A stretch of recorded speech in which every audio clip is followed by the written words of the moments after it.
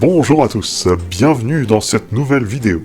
Tout d'abord, j'aimerais remercier les personnes qui regardent mes vidéos, il y en a un certain nombre, et plus particulièrement les personnes qui se sont abonnées sur ma page Facebook. En effet, c'est vrai que c'est pas facile de faire ces vidéos toutes les semaines, et ça soutient un petit peu. De plus, j'ai eu des commentaires, des j'aime, des petits échanges, donc ça donne du sens à ce que l'on fait. Aujourd'hui, dans cette nouvelle vidéo, je vais vous parler du microphone, son histoire, son ou ses inventeurs, et puis une petite partie technique, voilà, c'est vrai que le micro, c'est quelque chose qui est un petit peu partout dans nos téléphones, ou alors pour divers usages que je vais évoquer, mais on n'y prête pas forcément grande attention. Bonne vidéo! On ne peut parler de microphone sans parler de cornée acoustique. Vous savez, c'est cette fameuse corne que le professeur Tournesol se met à l'oreille pour entendre davantage à cause de sa surdité. Il faut savoir que le cornet acoustique est un dispositif d'amplification basé sur le transport de l'air au travers d'un entonnoir amplifiant le signal sonore. L'inventeur du microphone, officiellement David Edward Hughes, c'est un physicien anglo-américain né dans une famille de musiciens. Il maîtrise très jeune la harpe dès l'âge de 6 ans. Avec d'honorables résultats dans le domaine de la musique, il débute naturellement sa vie professionnelle en tant qu'enseignant dans la musique, dans le Kentucky. Il inventa en 1855 une invention toute particulière mais très importante, le télégraphe imprimeur, un appareil fonctionnant avec un second identique. Cet appareil, permettant d'imprimer des dépêches, fonctionne de la manière suivante. L'émetteur chargé de transmettre une dépêche met en marche le rouage d'horlogerie. Il appuie sur une touche blanche, ce qui a pour effet de provoquer une sonnerie dans le récepteur. Le récepteur averti met son appareil en marche. Simultanément, les deux employés, en appuyant sur une pédale, règlent leur appareil afin de les synchroniser. Après les essais de synchro, l'expéditeur envoie une à une les lettres dont se compose la dépêche. La dépêche s'imprime ainsi simultanément sur les deux postes. On y voit un mécanisme ici d'échange qui donnera ensuite lieu au téléphone. Si je vous parle de cette invention, c'est bien sûr parce que le téléphone est un petit peu la version vocale de ce transmetteur d'informations. Et c'est dans le téléphone que l'on trouve notamment le microphone. Ingénieur inspiré, Hughes était un personnage qui trouvait ses passions et son art entre justement le domaine musical et l'innovation. On peut d'ailleurs noter que son côté musicien l'inspira énormément. Sur son invention de télégraphe imprimeur dont nous venons de parler, on peut y voir une similitude, notamment au niveau du clavier, n'étant pas sans rappeler le clavier du piano avec ses touches noires et blanches. Et c'est en 1879 qu'il découvre un phénomène intéressant qui par la suite donnera lieu au vrai téléphone. En effet, il découvre que les étincelles pouvaient être interceptées par un récepteur téléphonique, ce qui permettait de transmettre des signaux codés en morse à distance, à 400 mètres. De nombreuses technologies seront issues de cette découverte, entre autres les ondes hertziennes ou encore le télégraphe de Marconi. C'est en 1878 qu'il expérimente un crayon de graphite taillé en pointe aux deux extrémités et il le met en vibration avec un courant électrique entre deux plaques de charbon.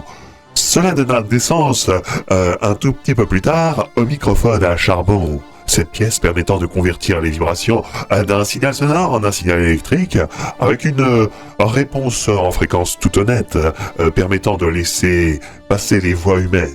Cette fréquence, pour information, est comprise entre 200 et 3000 Hz. Il est à savoir que le brevet de cette invention était revendiqué par 3 inventeurs en même temps, David Edward Hughes, Thomas Edison et Emil Berliner. Mais seuls Edison et Berliner déposent tour à tour un brevet. De son origine, la téléphonie donna lieu à une véritable guerre des brevets. C'est en 2001 le Congrès américain qui désignera Antonio Meucci, un immigré italien à New York en 1850, comme son inventeur. Parlons désormais d'un second personnage clé, Graham Bell, qui avait inventé par un jeu lorsqu'il était jeune le téléphone à cornet. En effet, dès son plus jeune âge, Bell disposait d'une grande curiosité pour le monde qui l'entourait, et puis s'intéressait notamment à la biologie. Il était assez rêveur. C'est en 1858 qu'Alexander Graham Bell mit donc au point sa première création. Il avait 12 ans. Il jouait avec son meilleur ami à l'époque, Benjamin et Anne, sur le terrain de ses parents. Lorsque le père de Benjamin leur rejoignit de se rendre utile, le jeune Alexandre demanda ce qu'il pouvait faire. On lui expliqua que le blé devait être décortiqué à l'aide d'un procédé complexe et laborieux. C'est à ce moment qu'Alexander transforma une machine en appareil qui combinait des palettes tournantes et un ensemble de brosses à ongles. Cette machine pour le décortiquage du grain fut utilisée avec succès pendant plusieurs années. En retour, John Herman donna aux deux garçons un petit atelier où il inventa, quelques années plus tard, le téléphone accordé, qui était en fin de compte deux pièces de bois qui étaient reliées par une corde. C'est bien plus tard, quand il était adulte, que Graham Bell reprit son invention et la fit améliorer par Hughes, qui ajouta son charbon pour la conversion acoustique-électrique. On peut en déduire qu'il en est vraiment l'inventeur. Mais que Graham a quand même joué un rôle de chef. Hughes a eu peine à être associé aux inventions auxquelles il a pu contribuer. Il est néanmoins honoré par le titre de la Fellow of the Royal Society en 1880 et décoré de la médaille royale en 1885.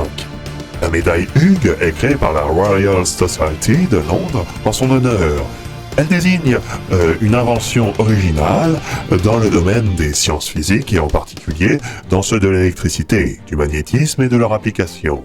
On parlait un peu, mais simplement du principe technique des micros tels qu'on les connaît aujourd'hui. Ces micros portent sur un principe de conversion de pression acoustique en signal électrique.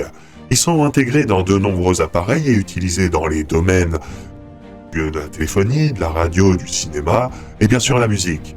De nombreux événements historiques n'auraient pu avoir lieu sans cette invention. On pense par exemple à l'appel de Gaulle. J'invite tous les Français qui veulent rester libres à m'écouter et à me suivre.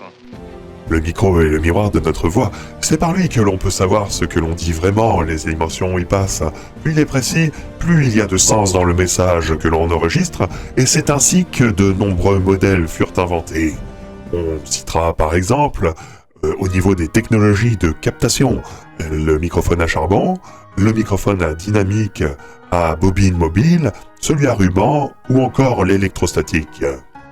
En termes de conception pour capter des sons différents, les micros sont très divers. En effet, on peut citer les modèles suivants.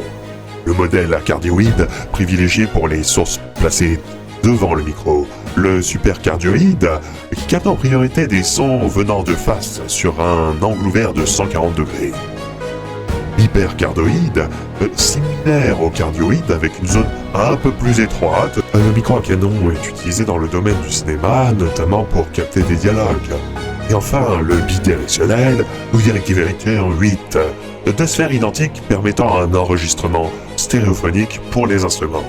J'espère que cette vidéo touchant à sa fin vous aura plu. N'hésitez pas à mettre un pouce en l'air, ainsi qu'à vous abonner sur ma chaîne YouTube ou sur la page Facebook. Je vous dis à très bientôt pour une prochaine vidéo.